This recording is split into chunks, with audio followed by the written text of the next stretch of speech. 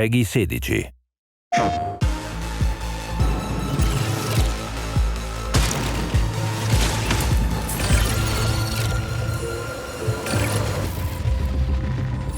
Runner shells is what we're calling the bioprinted bodies that you, the runner, inhabit when you go down to Tau Ceti. Each of our launch shells is really an archetype of gameplay. So abilities, passives, stat packages, married to a very distinct silhouette that then players can look at, 50, 60 meters away and say, oh, I know what that is. I know what that player is capable of, and I can start to think about how to counteract it.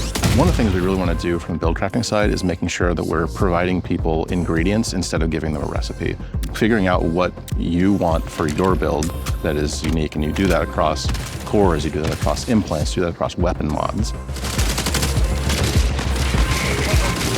Cores are powerful standalone perks that can be used in combination with each other to shift the gameplay style of your runner kit. We also want to make sure that there are interesting combinations of things that work together, but they have hooks that go out into the other systems, so you can create this like crazy Rube Goldberg machine. Depending on your playstyle, if you're like someone who hangs back and likes to snipe, you're someone who likes close quarters combat and you're going to rush in, you're going to want to cater the items that you're finding differently. The idea there is have a broad spectrum that everyone can kind of find a little bit of a home to, and then we're going to build on top of that.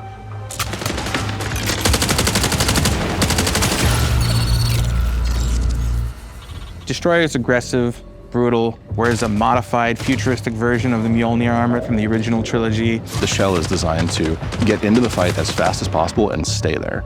It comes equipped with thrusters on its legs that let it sprint faster, or you can use them for a quick lateral evade. A riot barricade so that they can generate presence and they can generate almost like aggro for their team. Its prime ability is Search and Destroy, which activates shoulder-mounted missile pods that fire heat-seeking missiles. They have a way to lock down targets over sustained fire, which immobilizes them and allows your team to follow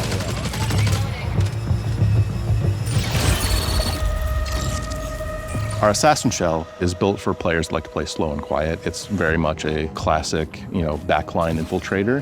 It has a dive ability that can be used to negate fall damage from any height. Their tactical ability is invisibility. You pull this shroud of invis over yourself. You can sprint during it, you can mantle during it, but the faster you move, the more visible you're gonna become, and if you take any actions, heal, shoot, get shot, you'll reveal yourself for a short duration. Their prime ability sends out this disc. It creates this plumes of smoke that you can enter into, and then when combined with their passive shroud, they go invisible when they enter smoke. The whole thing here is be invisible, be sneaky, and then enshroud the world in smoke.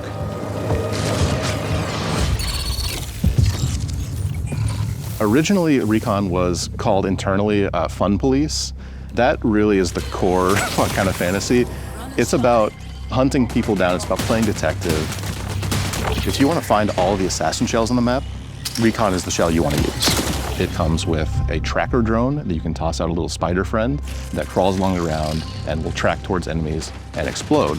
And that explosion overheats the target. They can't move, they can't sprint, they're taking tick damage, and they help you lock down a target so you can pursue them. And for their prime, Recon has this really awesome helmet that splits open and they tap in these cool key codes. It opens up and pulses and it sends out this wave that detects both AI and players and marks them for you. And when you break the shield of somebody as a Recon shell, they leave holographic footprints behind. So even if they run away, you can follow that trail and they'll lead right to them. And then finally awareness, where if you get pinged, it'll actually tell you that someone sees you. You won't know where, but you'll be able to be on high alert that somebody saw you and has marked you.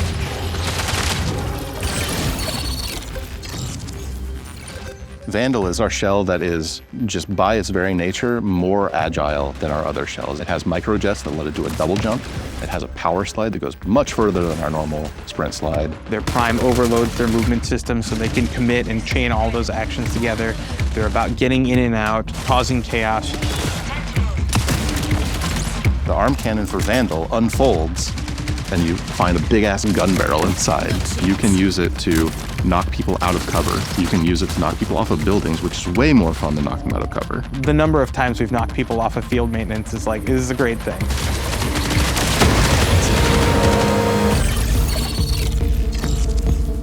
Marathon is a game that is all about finding the best stuff on the map, so we felt like we needed to have a shell that was sort of built for the loot goblin fantasy. That is Thief to a T.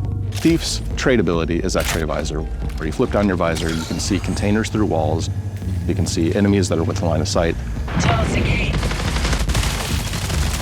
Their prime is a pickpocket drone, where they deploy this like elegant origami mechanicalized butterfly. It has like a mechanical whip that it can send out, and that knocks loot out of both players and AI, and then it can suck that loot back up with the same whip. Or you can use it for recon. You can fly around, you can ping, those pings are shared to your squad. The Thief shell also has a built-in grappling device that is embedded right in the forearm. You shoot out a dart. Mid-flight, it unfolds into this propeller that pulls you along, and you can swing away to safety. The recharge rate for their grapple and their base handling and stats will go up as you fill the backpack. So the idea is to become a loot goblin, right? Steal as much as you can and get out.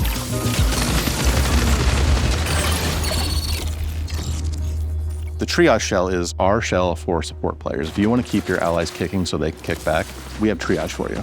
They're equipped with these awesome like capacitive gauntlets where you activate them and then you can overcharge them and send out these tendrils that then like shock you back to life.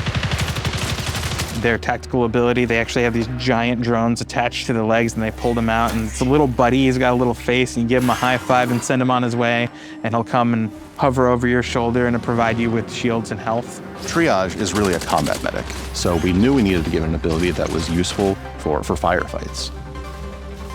They've got two traits. Their first one is a trait ability called Battery Overcharge, where they overcharge their capacitive gauntlets, which makes their weapons performance better. And if you're using battery weapons specifically, breaking shields will EMP targets, and that becomes an on-ramp to like a whole new layer of build crafting. And then they have the second trait, Shareware, which is really cool, which is any buddies that have medi drones on them, any consumable you use will get like copied to them. So you kind of almost are this like battle medic that's like constantly running triage on your team.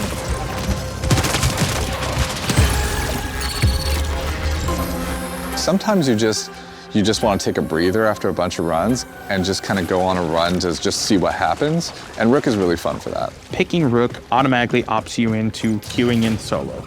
You're able to enter into a match in progress, and you're given a starting kit. You're not allowed to bring anything in. That's almost to your advantage because you risk nothing, and anything you take out is yours to keep. Instead of focusing on like progression and questing and things of that sort, it's a mode where we make it easy for you to just kind of drop into a match that's in progress and run about and try to scavenge as much as possible and get out with it so that you can populate your vault a little bit more for future runs. Rook has a tactical ability that lets it blend in with UESC forces. So you activate it, a little mask appears over your face, and you are not perceived by the UESC as hostile. This lets you kind of get in, grab a little bit of loot, and then bail. One of the things that I've really enjoyed about Rook is the added tension. Midway through a session, even though you've known like a few crews got taken out, or maybe you've taken out crews yourself, you don't know how many new players get injected through Rook. Ultimately, Rook is a morality test, so you have a couple of options when you see a Rook.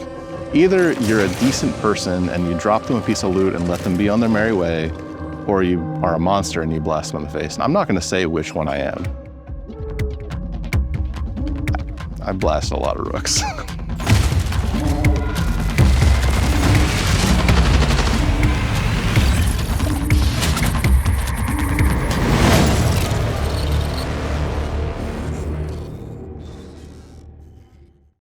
PlayStation